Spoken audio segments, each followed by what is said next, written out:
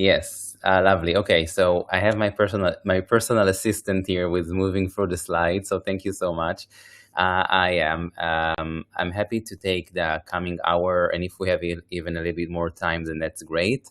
And I'm very happy to be here, and thank you so much. And I also want to encourage any questions or any comments just to pop it on the chat, and then we have Ideal to help me, like just read it out loud and interrupt me, and we can engage on stuff, because I prefer like a more kind of like interactive kind of conversation rather than me lecturing throughout the whole time. So I will be trying to provoke and to kind of like expose you into an interesting realm of synthetic realism that is the result of the use of GenAI within the context of Palestinian activism. And this specific work that I'm sharing with you today is coming from a place of war, but also a place of trauma. And the research that I'm sharing here is born from this reality that my own government continues to perpetrate in Israel, in Gaza, in Lebanon, in Iran. We have multiple sites of war, and I stand against it, and this work is part of my resistance. So I am happy to share and happy to delve also into that kind of like nuances of how me as a researcher living in a war zone, navigating those realities. Yes, so we can move to the next slide. So this ongoing project is actually in the intersection of digital activism and generative AI, and how those coexist on platforms. More specifically, how platforms govern the place of GenAI activism. And this work carries the voices and the creative acts of Palestinians creators who use generative AI as tools of resistance against both the platform censorship and the authoritarian system that seek to erase their legitimacy. And also, just giving you some heads up, because there might be some graphic images, and I apologize for that, but we cannot really turn our mind or turn our eyes away from it. And we do need to look at the images, because this is exactly the heart of what is being constantly shadowed and constantly clouded by platforms. So this is just a reminder that we do have a mental cost to dealing with this work, and part of it is to look into the reality of this specific universe. So yes, so just going back to this intersection, generative AI, we know that generative AI and activism were kind of like already working together. We know it for several of years, and we're seeing it kind of like as a growing body of research that looks into that, and how GenAI becomes like tools, how it's providing tools that support new forms of creative expression or even communal storytelling. We know that the use of generative AI can actually make content creation much more democratized, much more equal, much more accessible. It's lowering the resource barriers, because we have more people joining in quite intuitively. We know, and we already see, that GenAI is being used to create this counter narrative for communities. So we have individuals that are part of communities and can counter all kinds of other narratives circulating around online. And another imaginative use is the building of alternative worlds. And we can see also Palestinians using GenAI in order to kind of like shift the course of events and to try to reimagine kind of like a new realm of existence, rather than having those cycles of destructed Gaza, to rebuild those places. So we do have all kinds of interesting intersections of generative AI and activism. We have individuals that are activists who are using it in all kinds of creative ways. You can move to the next slide. Some parts of my work that were kind of like looking at how GenAI is being utilized for activism or for advocacy is when we looked at, in a paper that me and Christian Pencil have published, we looked at the way that GenAI is being used to resurrect, to bring the dead into the living, and to have all kinds of ways of making GenAI kind of like an activist tool in order to speak on behalf of someone. So this is a specific tension where AI is being used to resurrect the dead people for different causes. We have mapped all kinds of like ways of doing that. So either for the sake of spectacle, so it's to restage all of those iconic cultural figures, to put them back on stage, to make them sing songs that they never intended to sing. So for the sake of the spectacle.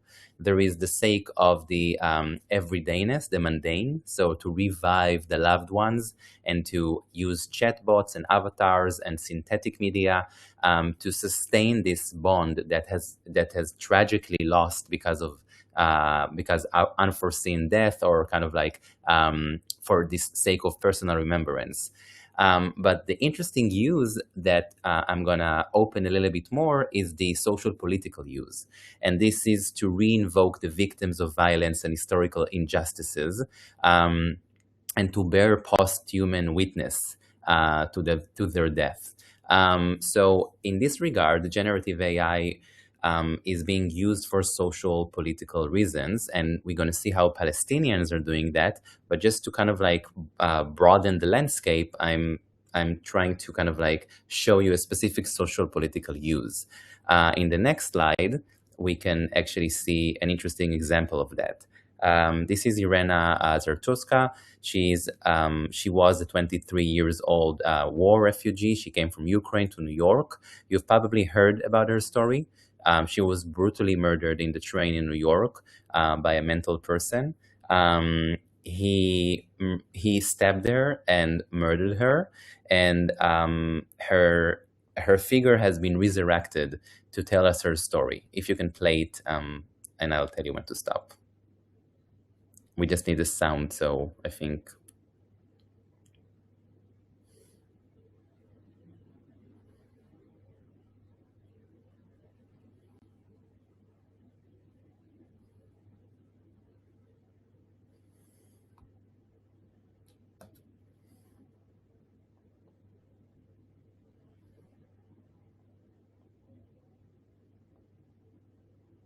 Are you managing with the sound, Dale?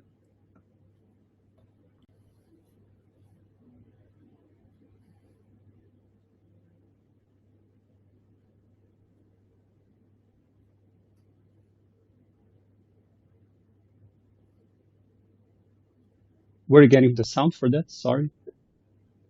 The sound should be just played. It's depending on your settings. Yeah. So you were hearing the video? No. When I played it, because I was hearing it. I don't know if it was being streamed. I couldn't hear the video. Okay, sorry. Let me just see if I can do it again. I'm sorry about that. No worries. I think I forgot to share the sound. Let me know if now you're hearing the sound. I survived the sirens of Kiev and the shadows of bomb shelters, crossing an ocean to find a place where the air didn't smell like smoke. My name is Irina Zarutska, and in 2025, I was a 23-year-old Ukrainian refugee living in Charlotte, North Carolina, working long shifts at a pizzeria and studying late into the night to build a future for my mother and sister. On a Friday night in August, I was doing what thousands of people do every day, simply riding the Linux Blue Line train home, my mind likely on my English classes and the peace I had finally found. I didn't know that a man with a long history of violence was sitting right behind me, or that the system meant to monitor him had failed to keep him off those tracks. Without a word being spoken and without any warning, he pulled a knife and attacked me from behind, taking my life in the very sanctuary I had traveled thousands of miles to find. I didn't fall in a war zone. I fell on a commuter train in the heart of a city that was supposed to be my home. I am sharing my story now because safety shouldn't be a gamble, and being a refugee shouldn't mean being a target of a broken justice system. My name is now the face of Irina's Law, a fight for transit security so that no other student, worker, or dreamer has their journey cut short by preventable violence. Please repost my story to honor the life I tried so hard to build, and heart this video to stand with my family as we demand a world where safety is a promise kept. Your share is the voice I used to pray for in the shelters. Repost to help me protect the next passenger. Okay, so that was her story, and interestingly, you can see that we have here an interesting use of the story of Irena. So we have, you can also move to the next slide just to, we have those profiles online who are all dedicated to this type of labor, this social political AI resurrection, taking stories and tragedies and injustices and those tragic deaths to resurrect those people, to tell their stories. You can really hear in the written words that there is this intention here to create a social political intervention, to say something about the system, to say something about the American system needed to monitor this person, to kind of like make this more profound criticism towards the backdrop against it this young lady was murdered. So in this regard, we see more and more stories and more use of GenAI for those activists' purposes. In the next slide, we can see a more controversial kind of use, because eventually, and now you can play both of those videos just for them to run in the background, because I think they're with no sound, because it's okay, you can put it, you can, exactly. And also the one where we can see Charlie Kirk's wife. Yes. Thank you. Right. Okay. So we have here in another interesting social political cause that might kind of like, you know, if the previous example already kind of like shook us a little bit with discomfort, here we're feeling even more the cringe of having those controversial people that to begin with were always controversial, and then this Charlie Kirk was killed, and then using his figure in order to resurrect him for different purposes. So if you will play the video in the middle and with sound, we can actually hear an interesting use here. First, I want you to know I'm fine, not because my body is fine, but because my soul is secure in Christ. Death is not the end. It's a promotion. Don't waste 1 second mourning me. I knew the risks of standing up in this cultural moment, and I'd do it all over again. Second, do not let this violence divide us further. The enemy wants chaos, fear, and retaliation. Don't give it to them. Instead, double down on truth. Double down on courage. Double down on your faith and on your families. That is how you honor me. Third. Okay, so yeah, so we're seeing here this interesting mechanism of grief. We can see that with GenAI, we have different ways to commemorate, to tap into those cultures of grief, because we are not allowing the dead people to die in peace. We are constantly restaging them in our life for different purposes. And in this regard, we have this social political cause. We have Erica Kirk that decides to use Charlie's voice in order to create those kind of like to make him this ambassador of his ideology, and to spread and to run around churches in the US and to keep echo his voice. Those words were never said by Charlie Kirk. This is a text written intentionally to create GenAI resurrection, but it has Charlie Kirk's units of data that contain his voice, and so it's very easily you can just decide what Charlie Kirk should say, and so in this regard, the use of GenAI for activism has all kinds of different interesting kind of like I would say interesting manifestations when it comes to what you might see as bad use. Some might say like good use. So it's varies in the sense of where are we ideologically positioned to it. You can move to the next slide. Okay, here we can see GenAI already penetrating the evidentiary chain. So if you're gonna play it just for a little bit until I'll tell you to stop, we have an interesting use here.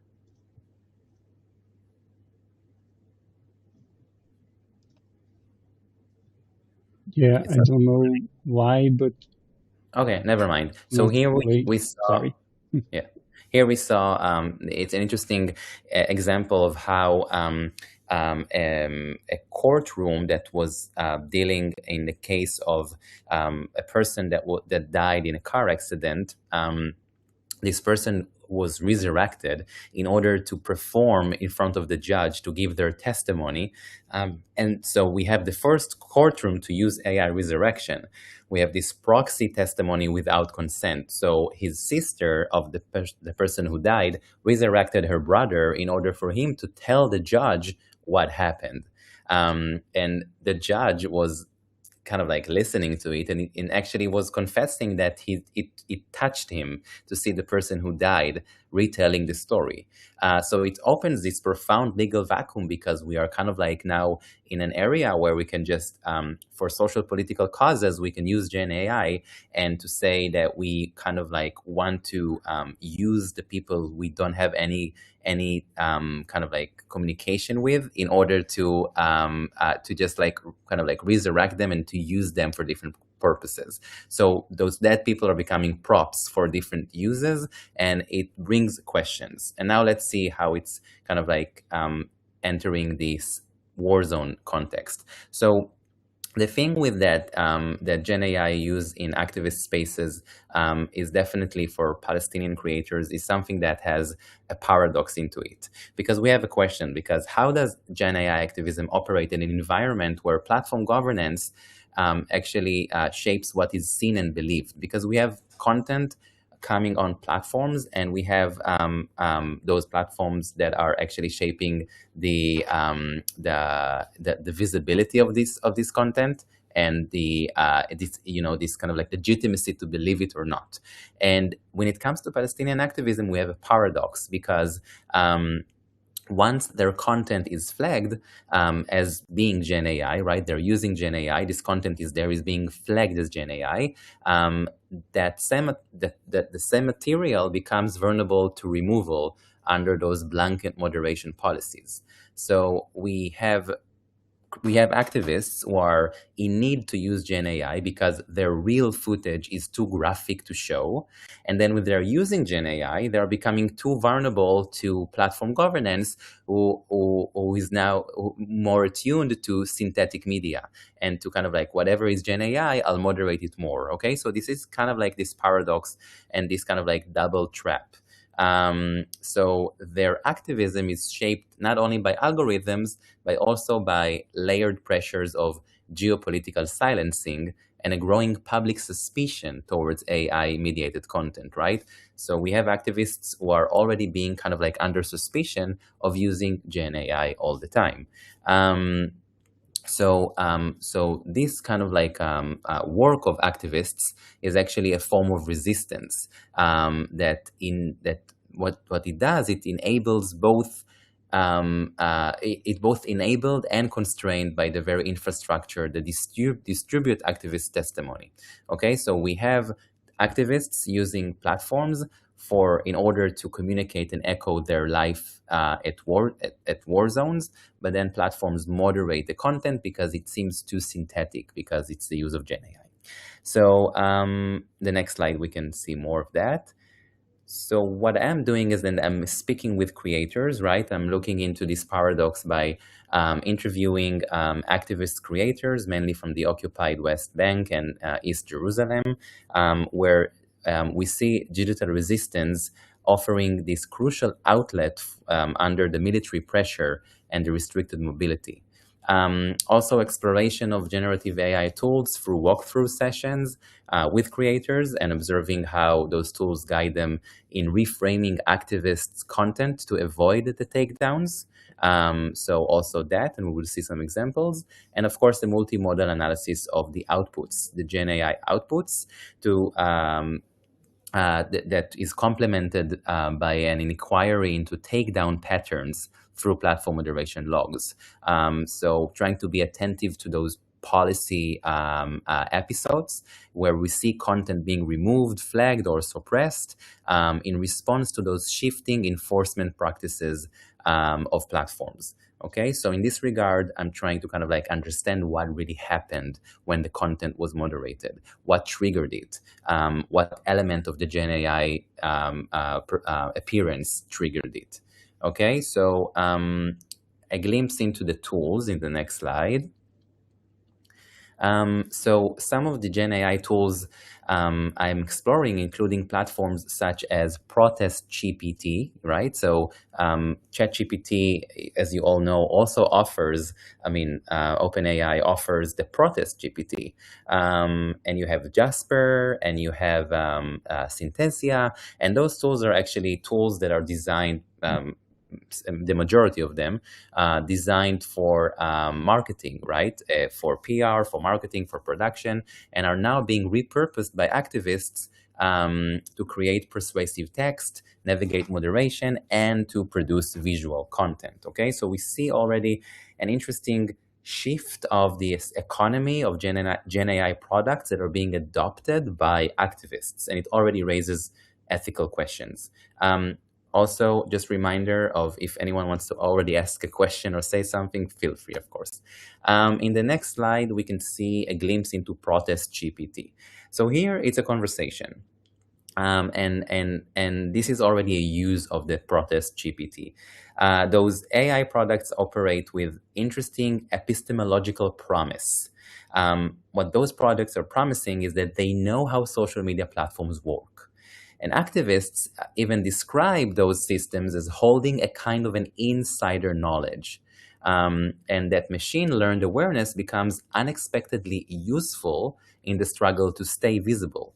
So what you see here is the Protest GPT, and this is an AI mentor that is trained on past content bans and moderation logs, right? So the product promises you that the product knows really well how the history of content moderation online works.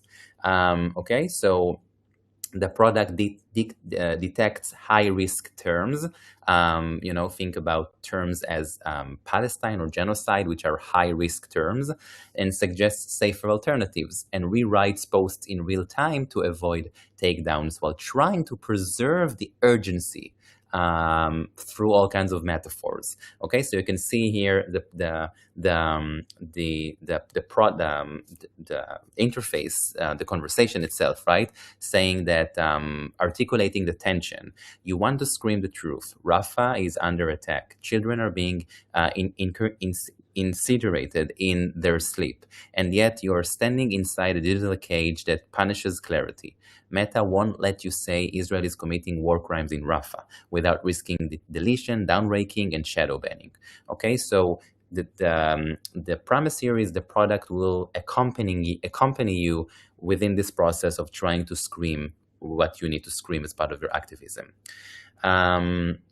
And the tension, of course, is very brutal, right? Because activists want to communicate the truth that Rafah is being bombarded, that children are being killed, but there is they are effectively being trapped in the platform's cage, right? That punishes the clarity of the statement.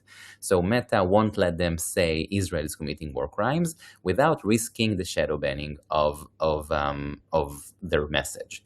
And then in the next slide, we're asking a question. What exactly are the guidelines the GenAI products read from? Where exactly are they learning from?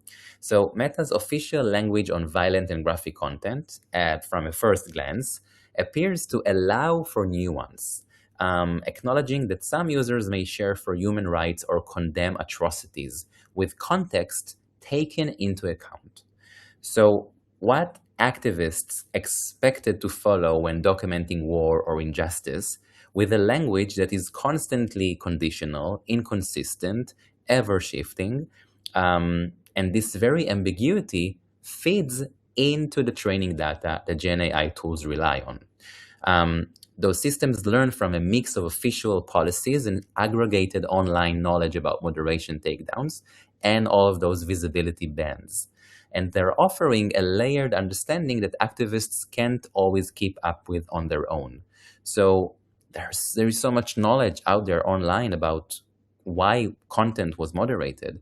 And GenAI learns from all of those different kind of like pieces of information and eventually offers something for the activist. So activists just can only trust the GenAI to know better than them because they could not scan the entire internet. And in the next slide, we can see a little bit of the practices that they're using. Again, yes. Let me just bring a question from YouTube. It's a really quick question. Are these programs, these platforms like Protest GPT free to use? Yeah, so you have versions of, as within this, same with ChatGPT, you have the free version and the premium version. And of course, that's actually a great question. And actually, I think that for the next time I'm going to present this work, I should also show the features of the premium version, because the premium version actually promises you, of course, because you're paying, your subscription, promises you better knowledge and better ways of reframing the content. So if you wanna kind of like, try and kind of like be more successful, you should definitely pay for it. So that's a very smart comment. And I also see Laura writing something in the chat, but maybe you can synthesize that, Adil, at some point if you... Yeah, so let me just take this opportunity, since you already were asking a question. It's so interesting I didn't even know that OpenAI had a protest specific AI. It's blowing my mind right now. And I was just thinking when you were speaking about this case, it's a very brutal realization of what platformization can be, right, in society as a whole, and specifically in people that are in active war zones. So I don't know if you're going to speak a little bit more about that, but it just seemed to me so brutally like putting people in a place that they are being censored by one platform and they have to turn to another to bypass that censorship. It just seems so interesting to me as a theoretical reflection. Yeah, we will see how people were fleeing into Twitter, for example, to X, which is ridiculous to find safe space there. But we will see that in a second. So there is much to say about this platformization for sure. I'm just going to quickly expose you to some practices that activists are using with the advice of those products. So Protest GPT is telling the activists, use semantic camouflage, right? So this is with all of this ambiguity of how to be successful in bypassing the algorithms. Activists testify to a range of those tactical adaptations with AI mentoring. So this semantic camouflage is this moderation-aware approach in which generative AI tools that were trained on the flagged language are helping them to rephrase sensitive terms, right? So you are replacing genocide to something else while preserving the core of the resistance. Activists are saying that AI tools facilitate posting during those fast-moving events when platforms are lagging in moderation. So if you think about new assaults on Gaza, and then this kind of like you have this temporal delay that becomes part of the activist strategy, informing what GenAI has learned from the prior moderation data. Okay, so in this regard, activists are trying to kind of like use those contextual lag and to exploit this momentum to speak about stuff that in just a few minutes platforms won't allow you to speak anymore. Okay, so this is something that activists are doing with the GenAI in order to take advantage of the temporal and semantic delay.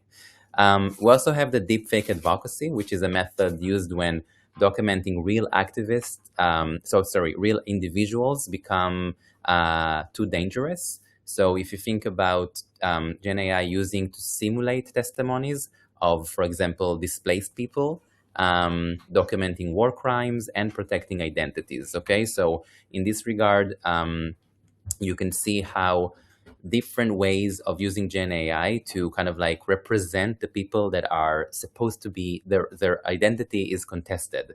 And if they will be shown out there with their face discovered, they might be jeopardizing themselves, right? So using GenAI to simulate the presence of the people that are victims of war. Okay, and those efforts are unfortunately flagged as manipulated media.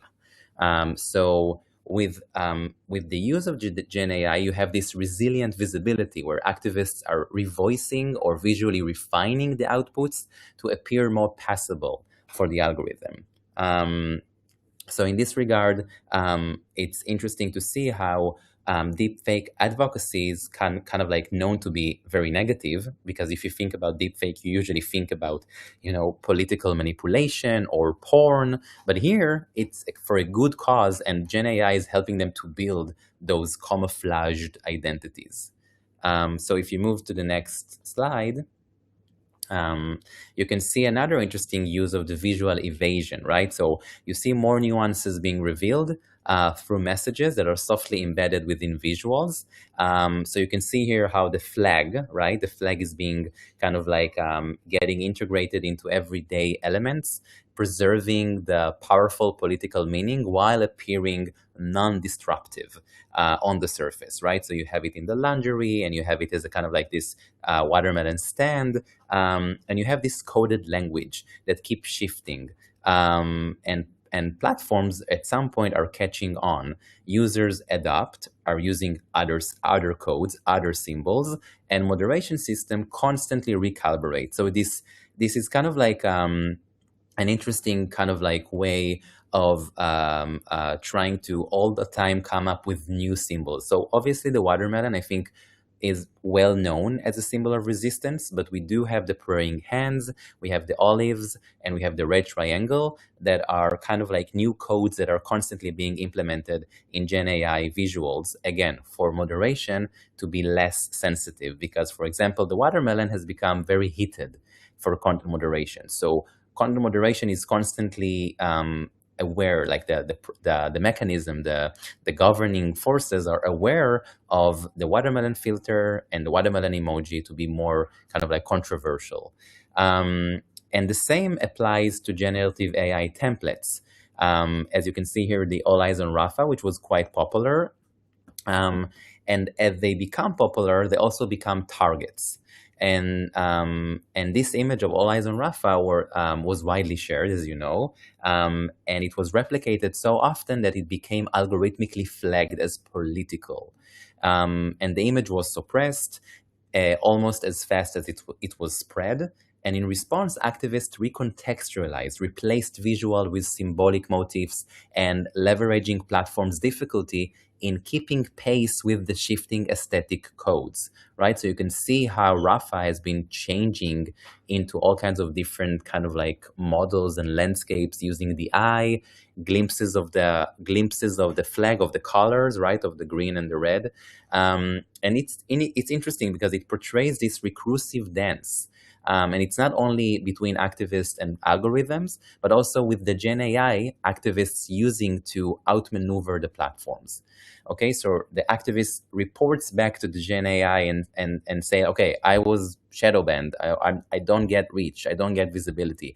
Let's play with the image. And the GenAI is recommending, okay, this is what we can do. Let's play with the motif. Let's put an eye. Let's have a little bit of red. So it's become this kind of like personal assistant in, kind of like in burning times. And if you go to the next slide, we can see some quotes that are very interesting. Because in a quick glance here at activists' voices, we reveal where Meta actually shows the lack of embracement we can see other platforms kicking in, and we can see examples in a second about Twitter. But before that, we see, for example, Rula and Tulin that are saying that we can see here, Rula is saying that we're sure what is happening, right, on ground. But Meta don't want those images to be seen. And what is becoming very paradoxical is that Meta is trying to protect users from trauma. But in doing so, they only make the world numb to atrocities, right? Because eventually they are trying to sterilize the feeds, trying to clean the feed from any kind of like too graphic content. But it's obvious that our death and mourning violate the guidelines. So Rula is saying something very profoundly troubling when it comes to how you can actually show visibility of life under threat. And Tulin is saying something very interesting regarding the use of GenAI not to fake the reality, but to represent what we are not allowed to show. And some images are clearly artistic with symbolic ways of sharing the message. But others walk a finer line, clearly drawing from real visual traces that already circulate online. So you see the real to create fake to represent the real, which is a complete kind of like, spiral in our mind. But this is a mechanism of survival.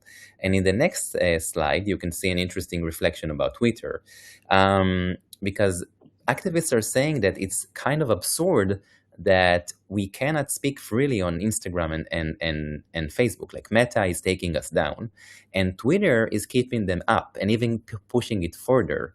And it's not because Twitter cares more, it's chaotic, right? With barely any rules. But this has become the last space where we can grieve publicly, document openly, and demand to be seen.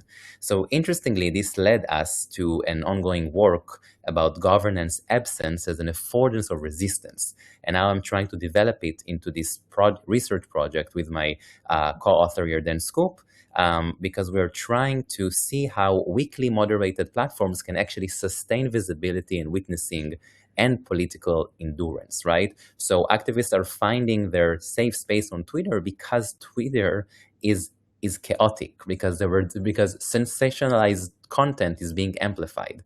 So we can see how similar dynamics are actually happening on Telegram with Ukrainian users from Ukraine, where we see limited governance enabling communication and archiving of war crimes and actually some practices of aid to one another.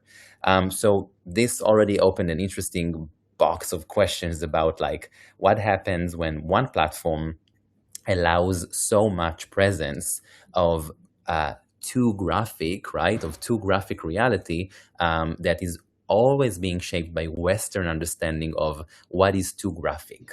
And in the next slide, you can see an interesting strategy of this visual play. So on the right, you have a clearly AI-generated image of Gaza, right?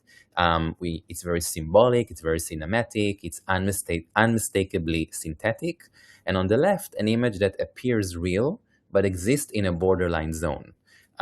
So whether it's an actual photograph, enhanced, or partially AI, it does carry this journalistic aesthetic that makes it far more vulnerable to platform moderation because of its realness, right? It feels almost too real and it becomes too sensitive to platforms. And those images together, are actually speaking to these calculated choices activists must make, whether to speak symbolically and to be seen, or to speak plainly and to risk being deleted. And again, this is part of the paradox. And in the next slide, you can see a more specific kind of case study that I'm looking at, which is the shift towards symbolic imagery and AI-generated representation that speaks volumes to the platform's profound unease with the visibility of death, especially when the death is politically charged. And those are the faces of 9 children of Dr. Ala El-Nazar that were killed in an Israeli airstrike on Khan Yunis in April 2024. And their story, documented by international press, is not synthetic, and it's real and unbearably human. And if you go to the next slide, you can see that in this absence of passable images, right, those images that will pass the algorithm of those kids' death, there were attempts to circulate the story of Dr. El-Nazar's children, where all of those attempts were either taken down shortly after upload or kept afloat on Twitter. And they were taken down not for misinformation, because this story happened, but because the death in its rawest form remains algorithmically unbearable. What Meta calls algorithmic malfunction. If you go to the next slide, you can see that Meta just released recently an apology, apologizing over flood of gore, violence, and dead bodies on Instagram. Okay, so Meta calls showing death algorithmically malfunction. Activists speak to this tension constantly. They describe videos removed within minutes, stories shadow banned, flagged as graphic. Eventually, what we're seeing here is a troubling phenomenon where we as users, we want our feeds to be kept away of trauma. But what happens when you are actually experiencing trauma and your only space to speak about this trauma or to show the world the trauma, to bypass those mainstream media that tend to not show the actual trauma, are platforms, right? The only kind of like outlet to speak from. So just recently, Meta apologized to show us too much death. And if you go to the next slide, so here you think, okay, so when GenAI is asked to simulate what cannot be shown, it becomes painfully clear what kind of visual collective memory AI is drawing from. Okay, so if you want to tell AI, GenAI, the protest GPT, listen, those are the children, they were killed, I need to show it to the world. All of the images that I'm showing of the, you know, the chaos in this of the environment, the bodies of the children, everything is being moderated as too graphic, as too violent, suspicion of manipulated media. I don't know how to show it. And when you're asking Protest GPT to produce visuals, you can clearly see how the machine imagines and what is the collective memory that the machine abstracting from when it comes to showing dead bodies in Gaza. So in itself, it's already an interesting kind of like insight into the machine's eye about death. And if you play the video, you can see an attempt to simulate this story. النجار طبيبة أطفال في مستشفى ناصر بخان يونس وأم ل10 أطفال كانوا حياتي ودربي وكل عمري. أكبرهم يحيى عمره 12 سنة، أعقلهم وأهدى واحد فيهم، كان دايما يساعدني وكان يميل كتفه لأبوه لما يتعب أو يحس الدنيا قاسية. بعده آدم 11 سنة، بحب الكرة، بتلاقيه بلعب فيها بالممرات وبين الردم، وأخوه ركان عمره 10 سنين ما هوش بس. Okay, so here it's interesting because we can see an artificial representation of what grief in Gaza looks like when it's made platform safe. So El-Nazar is standing in her white coat, quietly narrating the death of her 9 children. And the grief is curated just enough to pass through the filters of visibility. And when you go to the next slide, you can see in response the internet, and particularly spaces that I look at, which are dominated by Israeli-aligned users, responds to the image with suspicion. And it's very important because the visual was quickly labeled AI, flagged by detection tools, and weaponized as a supposed evidence of fabrication. And the image was GenAI, right? It was generated with GenAI, but only to become an act of mediated grief. Okay, so there is a context to it. This is an attempt to testify within the limits of what the algorithmic gaze permits. Okay, so we see many crowds online trying to kind of like forensically check what what doesn't make sense about the story. The story is real, but the way to communicate it is impossible, so it becomes GenAI mediated.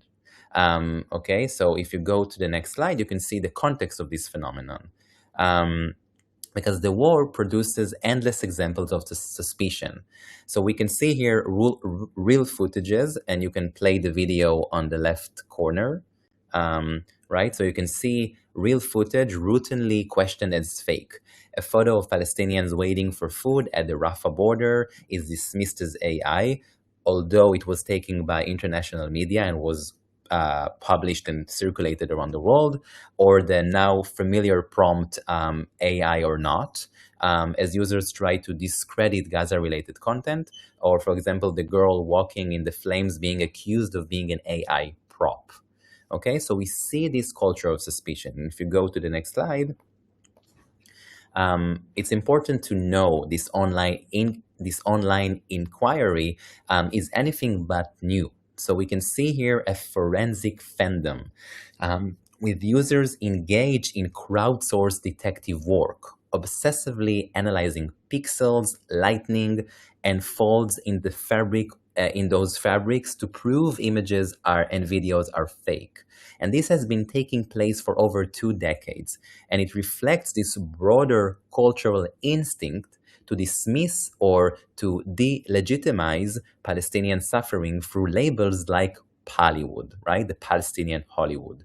And this instinct to do that is rooted in the everyday socialization many of us in Israel receive from media, from schools, from political leaders, that frame Palestinians as an already suspect other, a figure produced through the decades of dehumanizing narratives. So in this regard, it's important to know that this is a cultural instinct, right? To kind of like always look for the evidence of the unreal.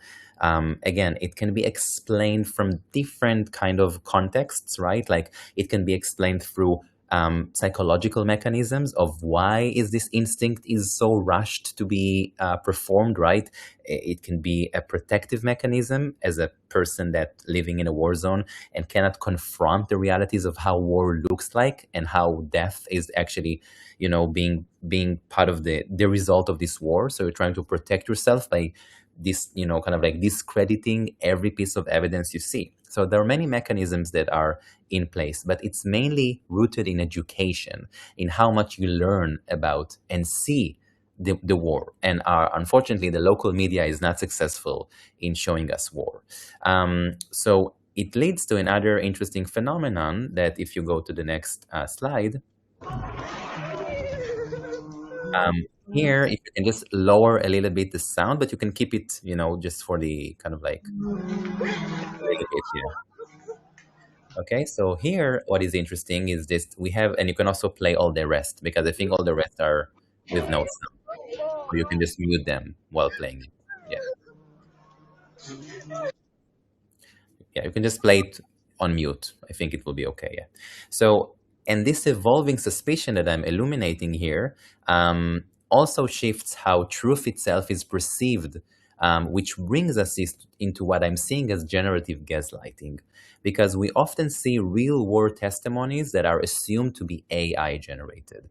So they resemble those videos are resembling AI outputs, appearing too composed, too emotional, too aestheticized, and this kind of assumption is embedded in how multiple agents, right, platforms, media, nations, leaders, everyday viewers, every one of us increasingly distrust the very aesthetics through which drama is expressed, right? We distrust the aesthetics of GenAI, but this is the aesthetics through which drama and Warzone are expressed.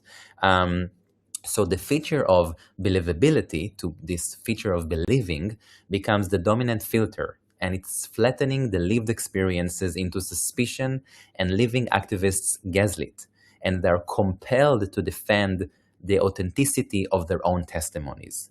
And if you go to the next slide, we have more empirical evidence to it in this ongoing work that I'm doing with Natalia Laba. We're talking about participatory doubt and synthetic suspicion. So what we're seeing, and when we are examining different types of conversations happening online when it comes to war images, we're seeing that wartime images encounter suspicion before the possible recognition of violent events, right? When we're looking at the comments of people, we're seeing that we actually looked at hundreds of comments. We have a gigantic repository of comments, and we have analyzed what type of discourse is being kind of like advanced in those comments. So we're seeing more than half that are accusing images of being AI generated, fake, staged propaganda, regardless of the image being real or not. The image that is showing you wartime images, right? And 40% are engaging in this forensic scrutiny of aesthetics, right? Debating the lighting, the bodies, the composition, calling it AI vibes, right? So in this regard, we're seeing those images that are showing people, usually it's those human figures being shown from a war zone, and we are seeing people calling for people to wait for further context. So we are seeing people really holding back of the actual possibility that there is death involved and there are real victims involved in this image. We're seeing people rushing to call it AI vibes, rushing for delay, for wanting verification, living in this suspicion-based kind of ecology that is all over. So people are saying, I cannot believe whatever I'm seeing online, so I won't believe this as well. And if you go to the next slide, what we're seeing here when we're contextualizing this tendency more broadly, we're seeing that for those who are living under authoritarian regimes, generative AI governance exposes a dual dynamic, because those tools are become instruments of resistance while simultaneously becoming objects of suppression.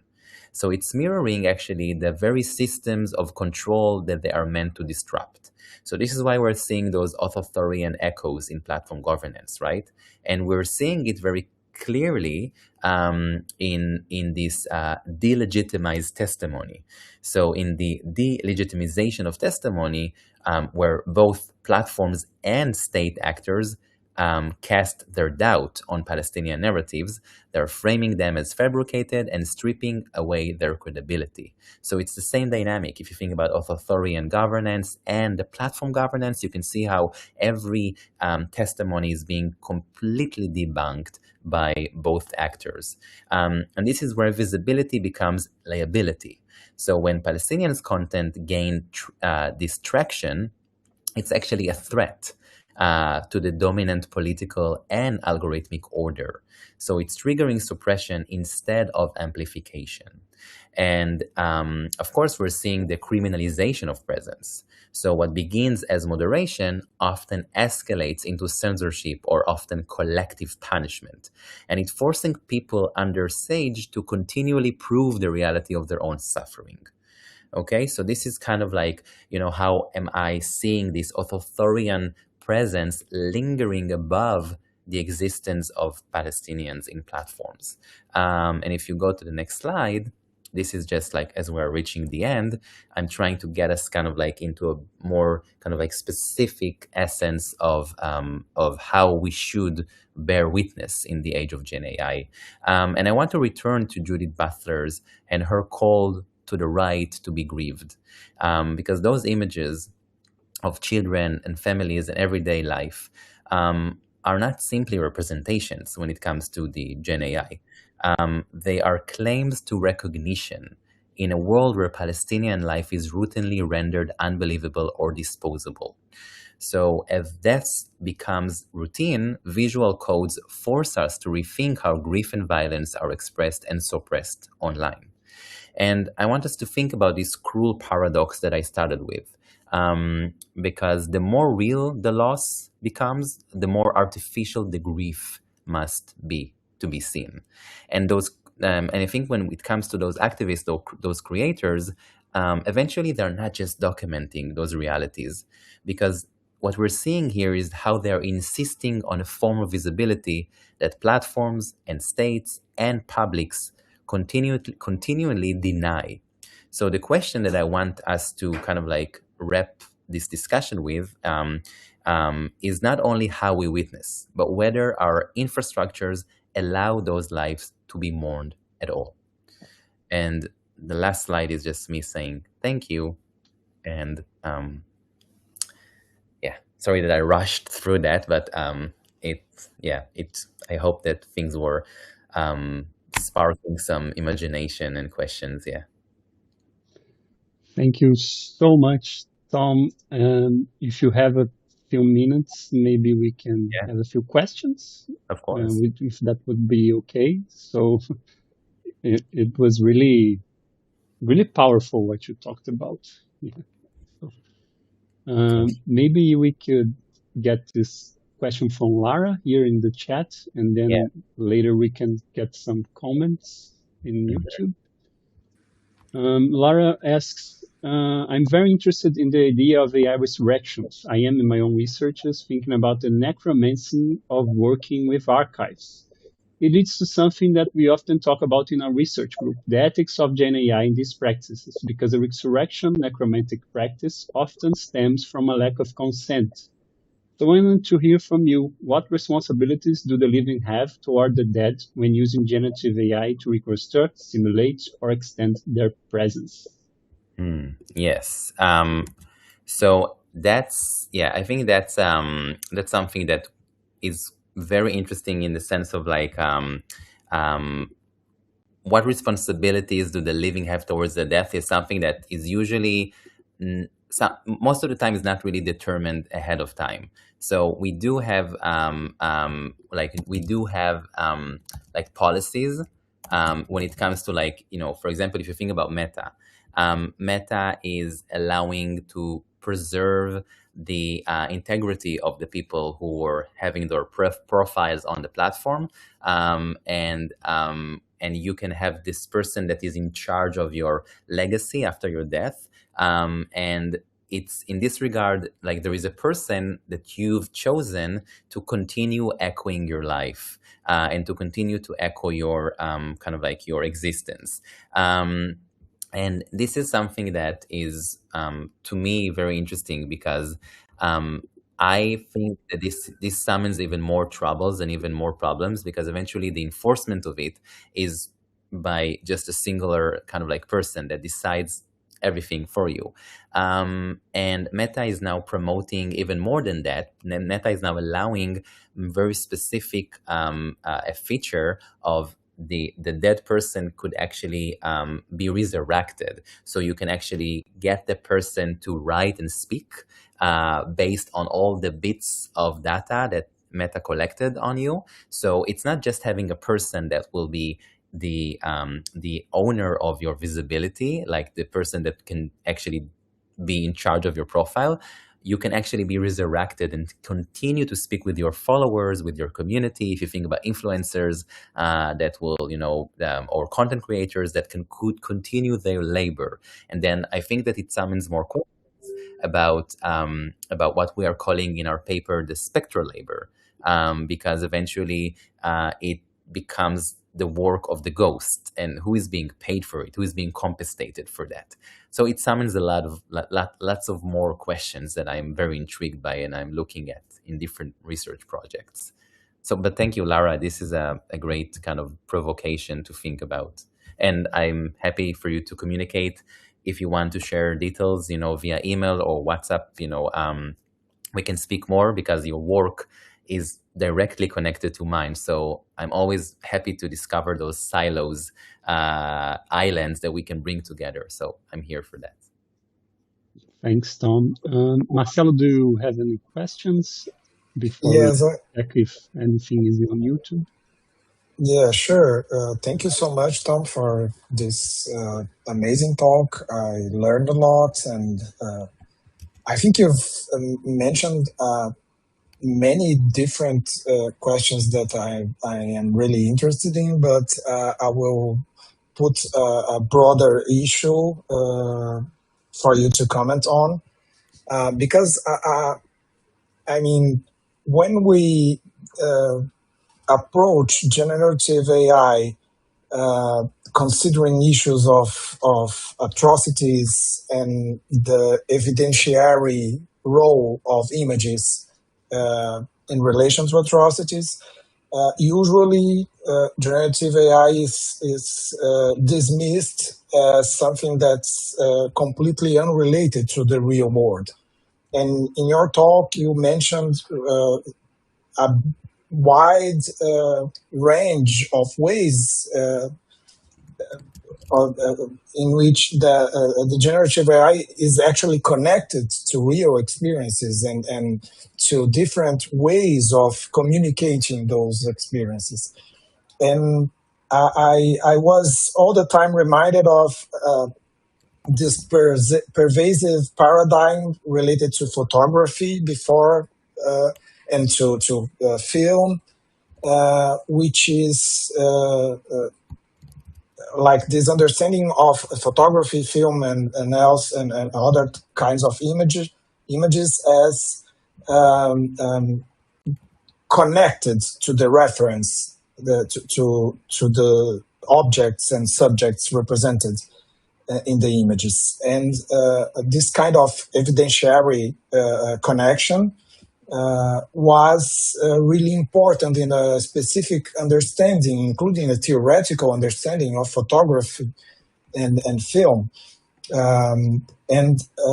It's really interesting because one of the authors that directly questions this understanding of photography and film, which reduces them to this link to the object and to the act of capturing the images, is Ariela Azoulai's work on the what she calls the political ontology of photography, displacing this ontological idea of photography as directly connected, or images as directly connected to their reference, and instead pointing to this network of subjects that are connected through the image, not in the image or not necessarily within the image, but through it as an act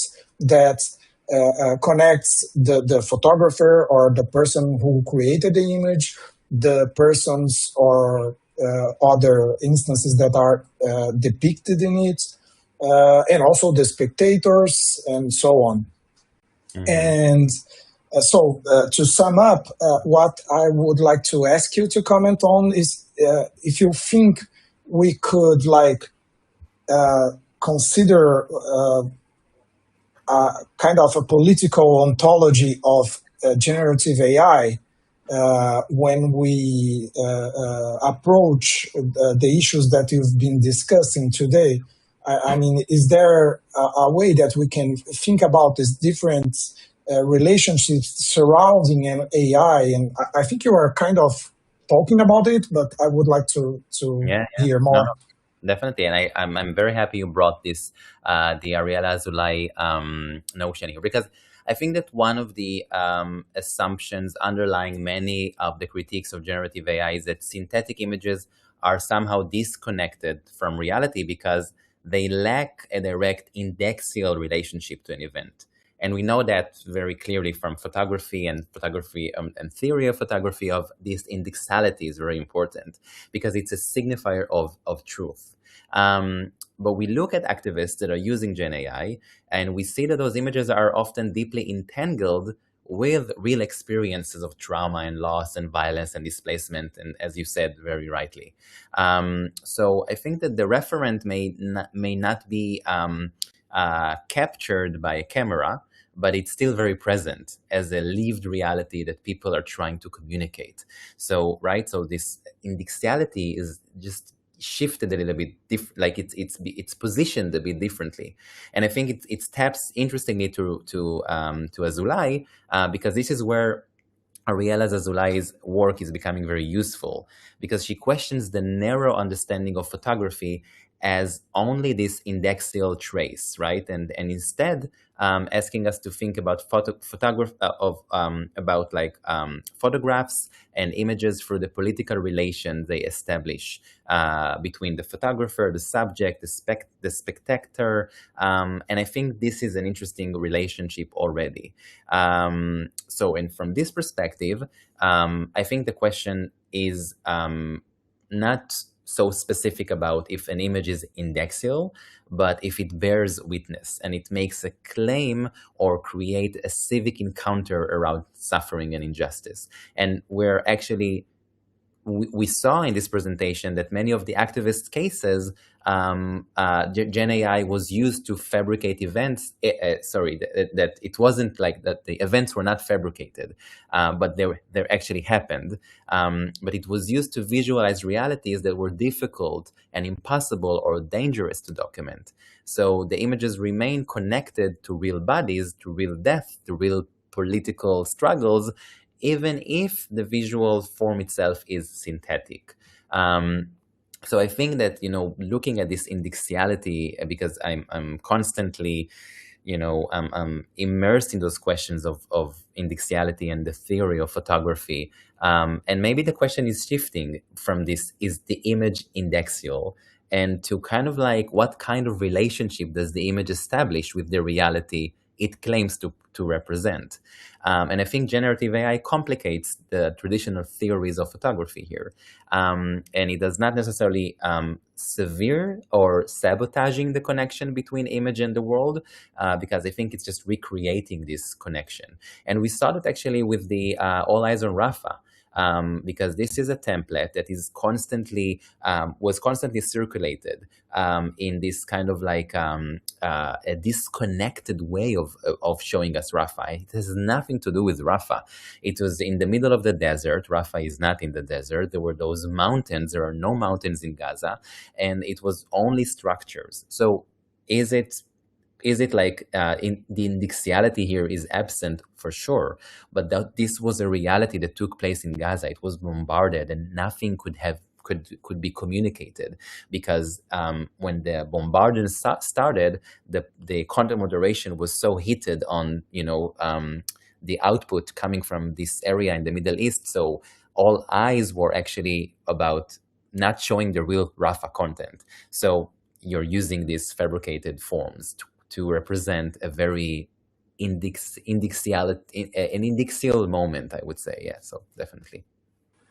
Yeah, it's amazing. It's interesting. It seems like there's a preemptive archival silencing of Palestinian perspectives on what's going on. And to answer to it, one of the strategies, including generative AI as its expressive basis, is a kind of an archival strategy in which you are not actually producing archives. You are not actually trying to communicate directly the events, but you are approaching them, maybe using some kind of power of the fake, the false. It's really interesting, this movement, this displacement of the privilege of the connection, the evidentiary connection, towards kind of imaginative connection that's built into generative AI. Yeah. This imaginative way, of showing a very real, existence. Yeah, definitely. Thanks. So I think we're starting to wrap up. I don't see any new questions on YouTube. I would just like to maybe ask a final question, if that's okay, Tom, if you have a little bit of time. Yeah, sure. So I was very struck by when you were talking about platform governance and the platformization and how these activists are trying to communicate what's happening in Gaza and aren't able to. And I was thinking about if you reflected upon journalistic covering of war, historically, mainly through images, because it comes to mind like those photographs of Vietnam, for example, and the war in Iraq a few years ago, and it doesn't seem that there was so much of this discourse about being fake as much as there is now. And I was wondering if you think that this has something to do with, social media as it exists now, or if it's reflecting a larger political divide in the contemporary world, or if you thought about that in any way. Yeah. Yeah, I think that this is definitely something that has to do with the media landscape. Because if you think about those times where we had images coming from Afghanistan and from Iraq, we had very little. We had very little kind of like agents to rely on. So all that we had was kind of like, if the photographers of CNN, of BBC, of like those mainstream media outlets that were showing you very specific. If you think about Getty or AP, all of those classic gatekeepers of how exactly the world should look at the war and what exactly are the frames that should be delivered to the world. So everything was very specifically curated, very aesthetic. You had a very clear policy of how much graphic, how much visible graphic could be shown to people. And I think that, of course, as we evolved into this ecology where you have multiple agents that are part of this conversation, you have more people that have accessibility to their phones and more people on ground, and you have war zones being now kind of like unchained from the traditional media, lingering above and restricting everything you can see. And I think that in this regard, if you think about civilian journalism, like the fact that we have individuals that can just pick up their phone and participate and shape the visual conversation of war zones and conflicts. We didn't have it back in the days of the war and the invasion of Afghanistan, and all of those faraway wars. But I think that we are seeing kind of like an interesting dynamic when it comes to Gaza, because in Gaza you don't have any agentic media outlets. You don't have any kind of like if you think about like CNN, you don't have it there in Gaza. So you have to find creative outlets to keep communicating and echoing your realities. And then when you rely on platforms, it creates a whole new set of dependencies and questions and restrictions. But people have their phones there, and they have a way to show stuff. And in a landscape where we are constantly being more and more wrapped with suspicion towards content because of the existence of generative AI, it becomes even harder and even sometimes impossible to convey and to make a person be convinced by a reality that they just have witnessed. This is why we're seeing so many people are saying, no, I don't believe it, because believability becomes the main feature of how we're seeing stuff online. And yeah, I think it's a trap, and it has to do with the multiple agents entering the room and shaping the conversation, but also the evolution of technology that is mediating a specific reality. Our TV, our phones, our GenAI, yeah, this evolution as well, yeah. Thanks a lot.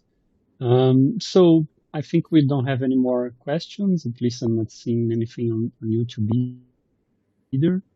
And with this, I would like to once again thank you so much, Tom, for taking the time and sharing with us this ongoing research that you have.